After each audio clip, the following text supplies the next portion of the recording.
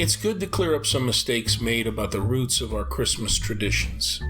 Some of these are mistakes made by the author we call Luke. But in other matters, Luke did just fine. It is we who make the mistakes in our translations and gospel readings. In the New American Bible Revised Edition translation of Luke chapter 1 verse 26, we read, "In the 6th month, the angel Gabriel was sent from God to a town of Galilee called Nazareth." The New Revised Standard Version is almost identical. It also refers to Nazareth as a town. Back in 1611, the King James Version was actually more honest than these two modern translations. "And in the 6th month, the angel Gabriel was sent from God unto a city of Galilee, named Nazareth." The Hellenistic word mistranslated as town and city is a variant of polis. The best way to translate polis might be ancient Mediterranean urban center. The author we call Luke is not calling it a town or a village, and certainly not the tiny, insignificant peasant hamlet of maybe 200 people Nazareth historically was. But Luke does this all the time. He turns peasant nothing places into sprawling urban centers, ancient cities. He does the same thing with Bethlehem, calling it also a major urban center, a polis. The actual Bethlehem and Nazareth had maybe one oven each for the whole village and one bath for everybody each. Why would Luke call these tiny villages major urban centers, ancient cities? Perhaps because of a mix of ignorance and embarrassment. Ignorance because it's evident that the elite author we call Luke, writing in perhaps Athens or maybe Corinth, decades after the Jesus movement, was a Hellenized Israelite whose ancestors centuries earlier had left the land of Israel, and he'd never gone back. He's never been there. He's never been to Bethlehem. He's never been to Jerusalem. He's never been to Nazareth. And he gets his geography wrong all the time.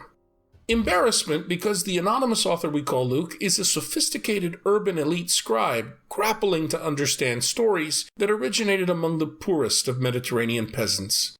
Luke is also writing for elites, and he's a spinmeister. He must polish Jesus to appear palatable and relevant to his audience, who, like himself, have never been to Palestine or really dwelt in the agrarian surrounds of their own ancient Mediterranean cities. English translators who know from abundant evidence that Nazareth and Bethlehem could never have been ancient urban centers, but were tiny nothing places, very small hamlets, try and soften what Luke clearly meant by calling these places towns. Like, "O little town of Bethlehem." Folks, this is dishonest to the author. Luke clearly and wrongly meant ancient cities. Now let's take a look at the New Revised Standard Version translation of Luke chapter 1 verse 27. "To a virgin engaged to a man whose name was Joseph." Engaged? Is that the correct translation? No way. Engaged is inappropriate. It suggests to the 21st century Bible reader our modern Western custom of pre-marriage engagement between a romantically involved, self-selecting couple. This is not what Luke is describing. Engagement is nothing like the ancient custom of betrothal, which is the proper translation. Engagement concerns self-selecting, romantically involved couples. But betrothal describes arranged marriage, which was Joseph's and Mary's situation. Their parents had arranged their marriage. Notice how Mary is called a virgin here? That doesn't mean her sexual status or the condition of her hymen. It means a teenage girl just after her menarche, a marriageable and childbearing teenager.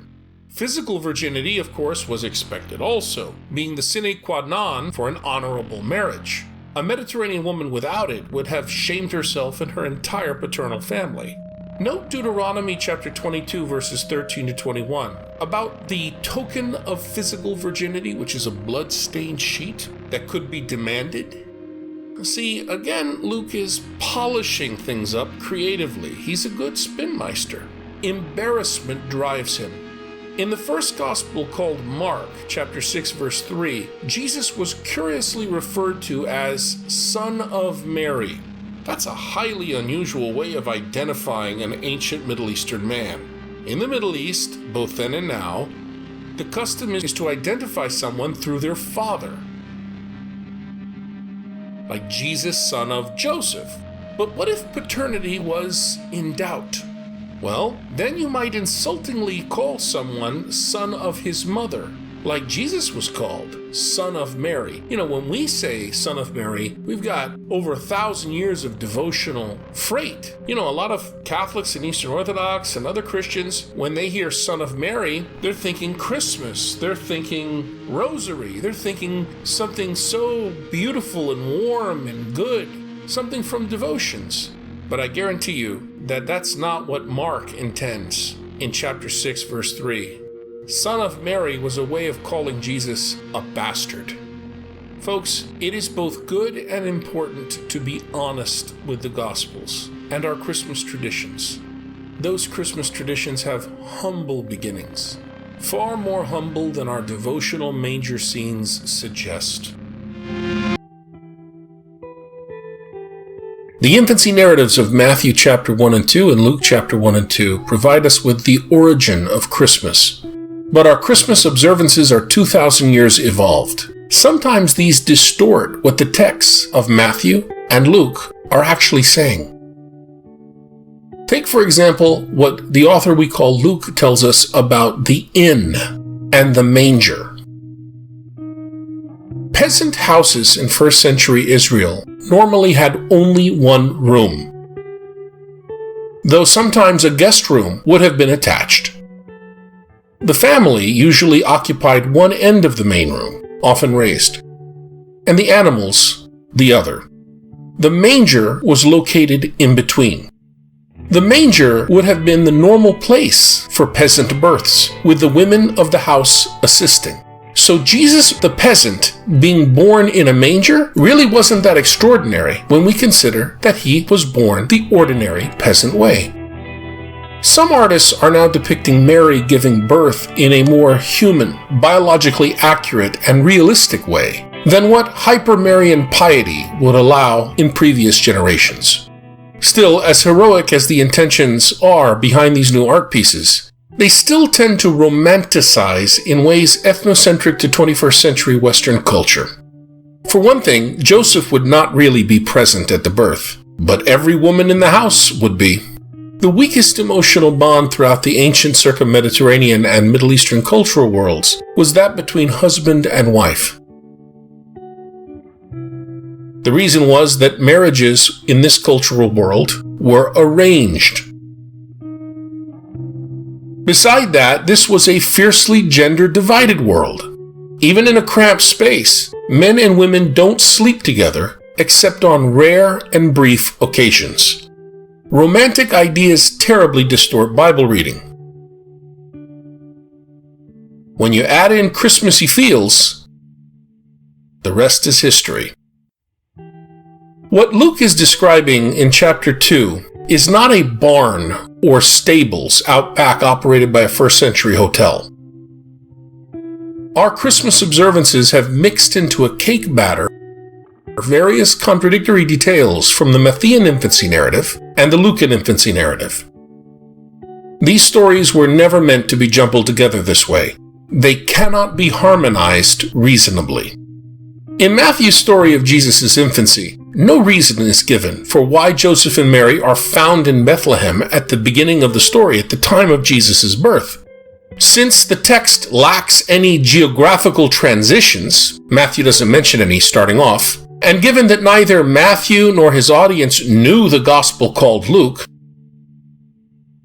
which hadn't even been written yet, and because Matthew mentions Joseph's house in Bethlehem, given what we know about the patrilocality of first century Israelite homes and a host of other related issues, it should be clear that the author we call Matthew presents Joseph and Mary as being natives of Bethlehem, and only later on, following a trip into Egypt, moved to Nazareth to escape the Herods. In other words, the author called Matthew communicates that Mary and Joseph had never been to Nazareth before. Friends, The different gospel writers were embarrassed of Jesus' Galilean origins in Nothing Place Nazareth, a tiny little hamlet filled with nothing people. And this was Matthew's clever fix. Luke, on the other hand, who never read Matthew, states that Joseph and Mary are from Nazareth, but come to Bethlehem to be enrolled. This may imply that Joseph had land there, since the census or enrollment was for land taxation purposes. And if Joseph had land there, or was tied to land there, then he must have had extended kin living there. If so, he would have been obligated to stay with his extended family, not in a commercial inn. Bethlehem was a small village only a 2-hour walk from Jerusalem. We know almost certainly that it had no commercial inns, considered by first-century Israelites to be unclean places. If close family was not available, all Joseph would have to do is mention his lineage, and that would have resulted in immediate village recognition that he belonged, and space in a home would have been made available. While the Greek word in Luke chapter 2 verse 7 can sometimes mean inn, it normally refers to a large furnished room attached to a peasant house, and is best translated guest room. Only other use of this term in the New Testament is in the story of the Last Supper, where it is translated upper room. The normal word for a commercial inn is used by Luke at chapter 10 verse 34. Such an inn was a place that receives all, and therefore was notoriously dirty, according to Israelite standards. So let's forget inns, hotels, and bed and breakfast. Luke wasn't talking about that. There was no place for Joseph and Mary in the guest room of extended kin. Why? Well, the fact that there was no place for Joseph and Mary in the guest room of the home meant that someone who socially outranked them already occupied it. Would it be fairly safe to say that in any kind of a conversation, a Korean and American might misunderstand each other because of cultural difference? Given the kind of travel that we all do now, a lot of us have experienced that kind of thing. Even simple things can be misunderstood because we come from a different cultural background. What hasn't dawned on us is there's no difference between my talking to a person in another culture and my reading the writings of a person from a different culture. All of the capacity we have to misunderstand in oral speech, we also have in reading the writings of people who are not Westerners, don't have the cultural outlook we do.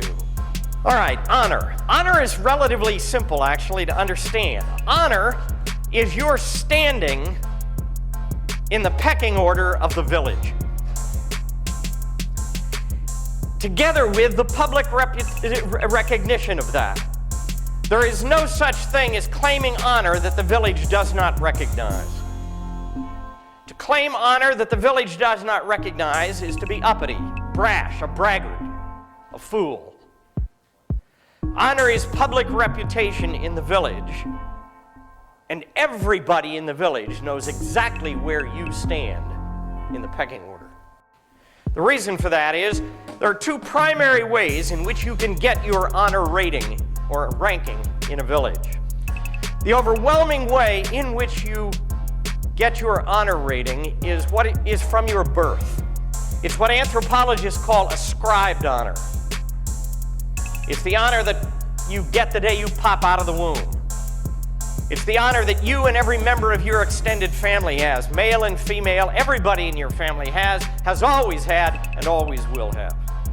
That kind of ascribed honor means that if you are born in a very high family, you have a high honor ranking. If you are born a low life, you have a low honor ranking.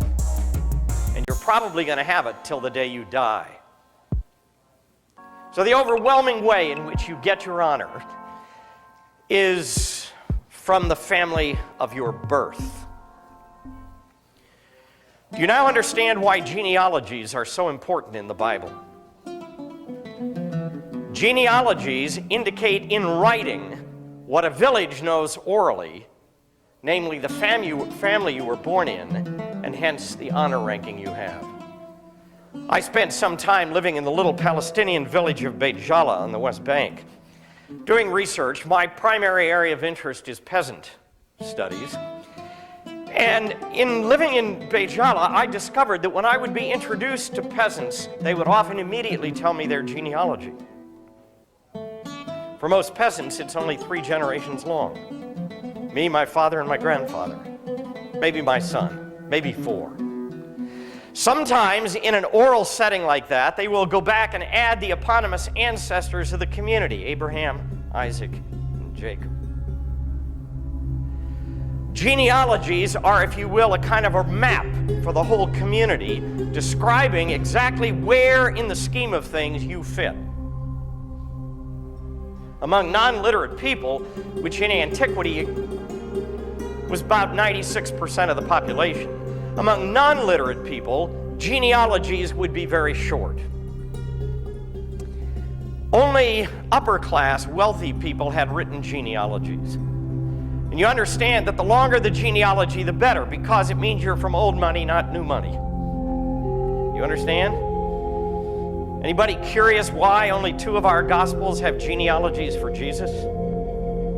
Matthew and Luke provided genealogy, Mark and John do not. What I find interesting is the one in Luke. It goes all the way back to son of Seth, son of Adam, son of God. That is, it traces it to the beginning. That's the longest genealogy possible. Do you understand that an honor claim is being made?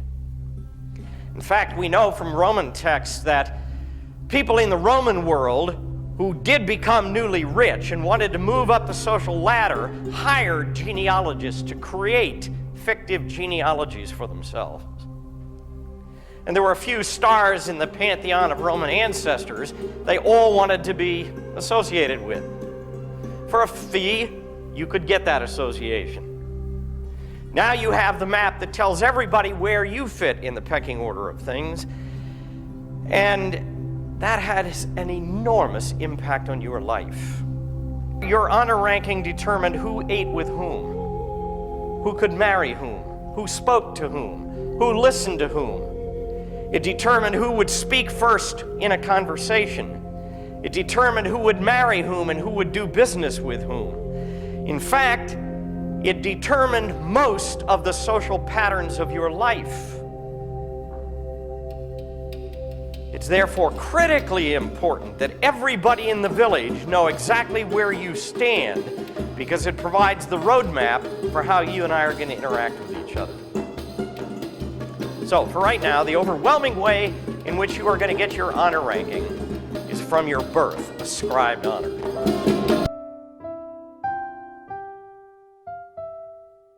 The first chapters of Matthew and Luke are not straight-up history. They are not fact-precise biographies. There was a whole lot of creativity going on in these infancy stories. But to consider them, which are the deepest roots of our Christmas traditions, fantasies or deception would be dead wrong. Each story does build on real historical events of the life of Jesus. While it is certainly not warrant for wrongly assuming every element of these stories to be factual history, it does prevent us from leaping to the wrong conclusion that Matthew and Luke begin in fantasy. Both Matthew and Luke agree that Jesus was born shortly before Herod the Great died. That means maybe he was born before 4 BCE, before the Common Era. Maybe 2 years before that. But it's tricky. Look carefully at how Luke, easily the most elite of New Testament authors, carefully details certain historical events. Accordingly, Jesus is born when Quirinius was governor of Syria. Wait a minute, Quirinius wasn't appointed until after Herod died, 10 years after. Consequently, Luke presents a 10-year discrepancy of the benchmarks he offers about Jesus' birth. And we have no other record that talks about a worldwide census, including Matthew, who says nothing about it. In fact, Matthew says that Joseph and Mary are natives to Bethlehem, who only later moved to Nazareth. This is almost impossible for us to see, even though it says it right there in the text, given how all our Christmas celebrations, pageants, and nativity scenes mix up the details of the Christmas stories into a cake batter. Going back to Luke's decade-long gap, maybe the mistake relates to his mention of a Roman census, which he attributes to the order from Caesar Augustus. While there is no evidence of such an empire-wide census, Quirinius did conduct an unprecedented local census shortly after being appointed to the province. This action sparked violent protests. There was also widespread rioting after Herod the Great died 10 years earlier. Of course, the historical Jesus would have been already alive for some time, so this could not have been something that really impacted his birth. Decades later, Luke may have confused memories of two separate violent episodes, one of which involved a census. Luke's inaccurate overlap of the reigns of Herod and Quirinius reflects this conflation, but adds to the contrast of the Lucan Jesus being hailed as the bringer of peace in the troubled times of the so-called Pax Romana from Caesar Augustus.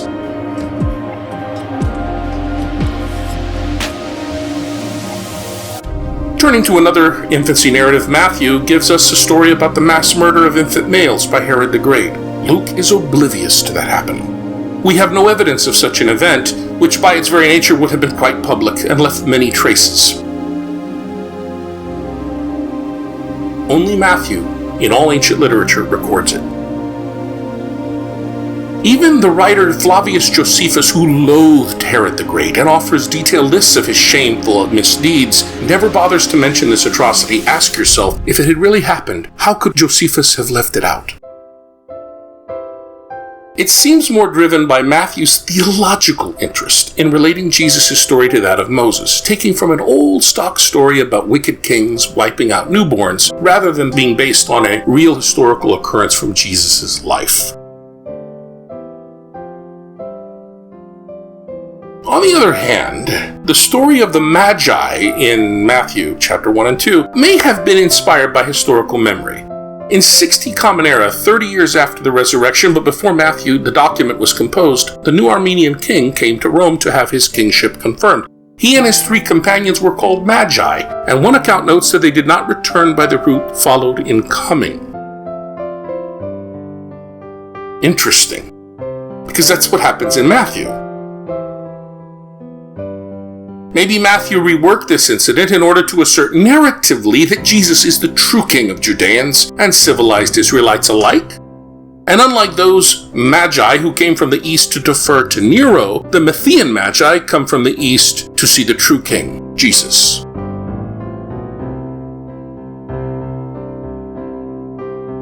So what do we do with all these historical inaccuracies and plot contradictions between Matthew's and Luke's infancy narratives?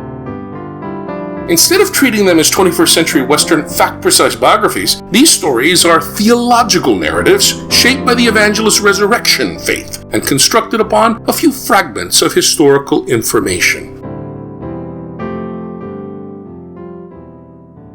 Both accounts agree that Bethlehem was the location of Jesus' birth and the embarrassing fact that he was raised in nothing place Nazareth. But they disagree as to exactly how this is. Was Bethlehem the family's native place? Or was it just a place they stayed for a short while? We don't know. These documents were not written to draw up a precise biographical description of exactly where and when and how the birth of Jesus happened. Those are American obsessions. The Gospels were not written for, by, or about Americans and are obsessions with facticity.